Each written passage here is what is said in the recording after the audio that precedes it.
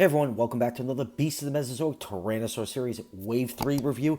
Today we take a look at the Alectrosaurus. This was my third most anticipated figure in Wave 3. Obviously, my first was this Plesiosaurus, followed by Gorgosaurus. There's something about the paint job on this Electrosaurus. Really has me admiring through the whole prototype phase. But yeah, this thing is just really, really cool looking. Just love bright colorations on my dinosaur figures. I know some people don't, but I am a fan of them. Anyways, if you want to pick up this figure, it retails for $60. I'll leave a link down below to Creative Beast Studios site. And if you're out of the US, Everything Dinosaur, they handling international orders. So both links are down there if you want to pick one up for yourself. So anyways, let's just go over the packaging really quick before we crack this figure open. We have this nice window box display with the Beast of Mesozoic logo on the top right here. Electrosaurus was an olseni on the side. Tyrannosaur series 1/18 scale. Beautiful artwork of the Electrosaurus. Just love the cutout on the artwork. Now just how the tail sweeps onto that window display. Just really, really beautiful artwork on all these figures. Side of the box, Beast of the Mesozoic logo, Tyrannosaur series on the side.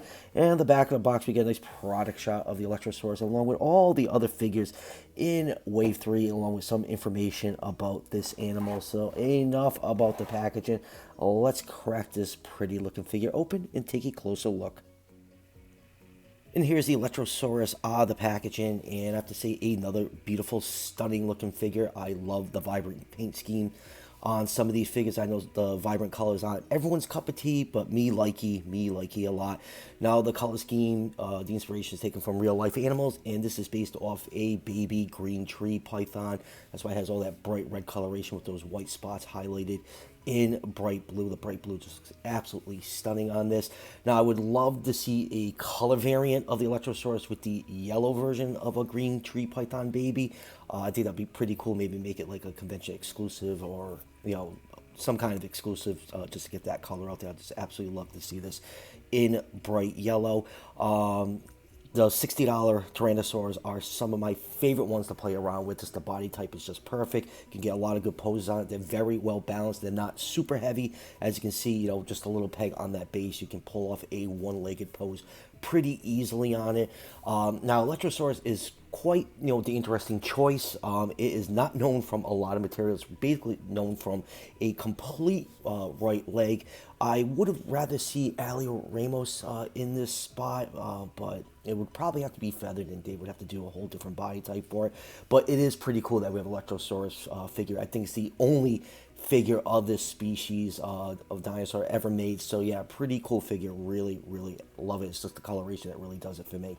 And time for some measurements. This figure is 12 inches long from the tip of the snout to the tip of the tail, or 30.5 centimeters, and about 4.5 inches tall to the top of the head, or 11.4 centimeters.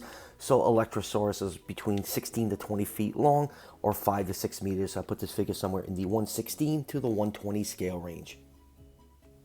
Now for accessories, you do get a base, a couple support rods, and a couple different pairs of feet. So let's first take a look at the base. This is the same base that comes with Teratophonius and Chinsusaurus. You can see two pegs right here. There's one here and one here for the feet to plug into. You can actually see some sculpted footprints on here. Nice sandy details on this, and some more nice moss and grass details all over the base. Underside is hollow. I do miss the days of the Raptor bases where there was ports to plug in the extra feet for storage, and that's why I have everything in Ziploc bags with the collector cards to keep track of everything. There is a hole right here for this support rod. You just plug that in. I always suggest pushing in from the base, because these are very, very easy to snap, and then the chest of the animal could sit on here. The other support rod I am not a fan of. Now this one is supposed to plug into the around the ankle, and it's such a tight, precise fit that I have cracked a bunch of these on my figures, and I don't even bother using it anymore. I'm just not a fan of how it works. Let's get the figure out here. It's supposed to clip around here. It's just such a tight fit, and this is a very rigid plastic, so it's very prone to snapping. So that's why I'm glad the support rods are going away after Tyrannosaur series with Cyberzoic. There's an adjustable base now that fits on the chest, so you don't have to really worry about these support rods once Cyberzoic hits. And for feet, we get a pair of closed toes. They are going by a ball joint. You just have to pop the feet off on the figure and plug it in. Going forward, I think at least the larger figures in Cyberzoic, they're going to have a disc joint, which is similar to modern action figures. And I'm really interested to see how that works, how much more articulation and stability you get with those disc joints. And you also get a pair of walking toes. And just like all Tyrannosaur series figures, you do get a nice collector card featuring that beautiful art on the package. We have two Electrosaurs fighting each other. Very, very nice art. And on the back, we do get some facts about Electrosaurus. And now let's take a look at some of the finer details on this figure, starting with this beautiful head sculpt. Really love how this turned out. Now, most of this is just speculative. Like I said, Electrosaurus is only known from a complete right hind leg, so this is taken from related species like Ramos and Chintosaurus. So yeah, very, very nicely done head sculpt. Eyes painted a bright yellow with a black round pupil. You have all that nice deep red and maroon coloration all over the head and body of all these white and yellowish white spots highlighted in bright blue. I really love the contrast, and that really makes the figure pop. And the bony crest on top of the head are decked out in light gray paint. And let's open up the mouth here. Inside the mouth, all the teeth are nicely painted. You have bright glossy pink for the gum tissue. And here's a look at the roof of the mouth. You can see the nasal passage is sculpted in right here. And you can see the tongue sculpted in. And there is a throat hole for the throat. Very, very cool look. You can see the ear canal right here. And then going down to the neck, you get some of that nice black and maroon coloration mixed in with all these yellow and blue markings. Going down to the body, nicely scaled body. The hands are really cool. You have this like third finger right here, which is purely speculative, but pretty cool. That is included on there. Just like I said, not a lot of material on Electrosaurus, and all those sharp looking claws are decked out in glossy black paint. Underside has some bright yellow and orange for the underside of the throat, and it slowly transitions to a nice cream color for the rest of the underside of the body. And then going down to the hind legs, you have more of that red and maroon coloration, some white spots along the thigh. Feet are very nicely sculpted, very bird-like, and the toe claws are also decked out in that glossy black paint. Here's a view of all those very nice markings on the back. I really, really want a yellow version of this guy. I just think it'd be really cool to get, the green tree python baby duo with the Electrosaurs. And then going down to the tail tip transitions to white with more of those blue and yellow markings going down to the end. So all around, really, really nicely painted figure. Just love the bright color scheme out here. The red really makes this thing pop. Now for articulation, jaw can close completely flush. It can open up that far. There is a joint right here. It allows the head to look up pretty far, and with that neck joint, you get some pretty good upward movement, much better than most figures in the Tyrannosaur series.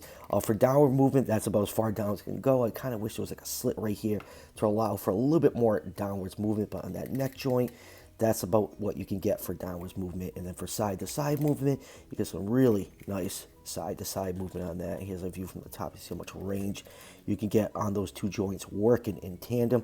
Going down to the forearms can move backwards and forwards. They can swing out a little bit, and you get a nice 90 degrees of bend on that elbow joint. Wrists are articulated, and they are on a swivel joint, so you can rotate them around.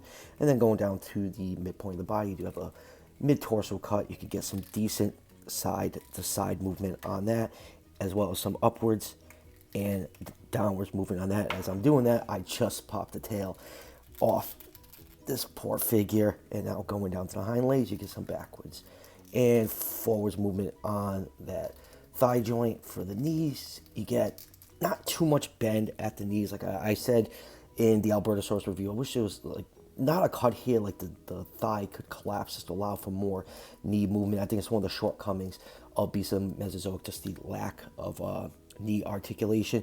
And then going down to the ankle, you get some nice bend at the ankle, as well as some rotation on that joint, and up and down and side to side movement on the feet. And then going down to the tail is a complete rubber wire. You get side to side, up and down, and then on that wire you get some nice bends in there for more articulation options.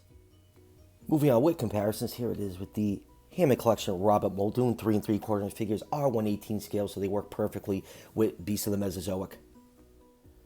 And next up, here it is with Chintosaurus. They share exactly the same body mold. The only difference is a different head sculpt and different hands, and Teratophonius also shares the same body type. And like I said earlier, this body style is my favorite of all the Tyrannosaurs. If you're on the fence about getting these figures, any of these, the Electrosaurus, Chinsu, and Terra are probably your best bets to fully enjoy the line. They're really fun to play with. They have great articulation. They probably have the best neck range of any of the Tyrannosaurs in the series. So yeah, if you're on the fence and you want to experience Beast of Mesozoic, definitely go with this size class. And let's do some BoTM Asian species. Here it is with the massive Sinoceratops, Protoceratops, Velociraptor. Let's get the Velociraptor to stand. And here it is with Psittacosaurus. These are all 1/18 scale, so they work beautifully with the Electrosaurus. And let's do one more Asian species. Here it is with the Feather Tyrant Tyrannus. And lastly, for comparisons, here it is with the previously reviewed Albertosaurus, which is another amazing figure. The whole Tyrannosaur series has been absolutely fantastic, very, very tough to pick a favorite. It's just such a wonderful series. So final thoughts on the Electrosaurus, another beautiful figure from Beast of the Mesozoic. Just absolutely love the red coloration, just that blue around the markings. It really, really makes this figure pop. It's my third most anticipated figure from Wave 3. The other two was Gorgosaurus and Daspletosaurus. But, when you're talking about Beast of the Mesozoic, it's hard to go wrong with any figure from them. They're all just a ton of fun to play with. And this body style, the $60 figure, is probably the most fun you're going to have playing around with these figures. It's great balance and good range of articulation. And like I said at the beginning of the review, you can order this figure directly from Creative Beast Studios. Link is down below in the description. And if you're outside the US, Everything Dinosaur is handling international orders. Their link is also down below in the description. So that will do it for the review. I still got 3 more to review. The Moros, Eotyrannus, and Tarbosaurus. I'll be getting to those shortly. PNSO. Edmontosaurus should be here soon, so be on the lookout for all those reviews. And as always, if you're enjoying the content on this channel, show your support by hitting that subscription button just below the video. Each subscription helps out the channel tremendously and is greatly appreciated. And I'll see you guys for the next one.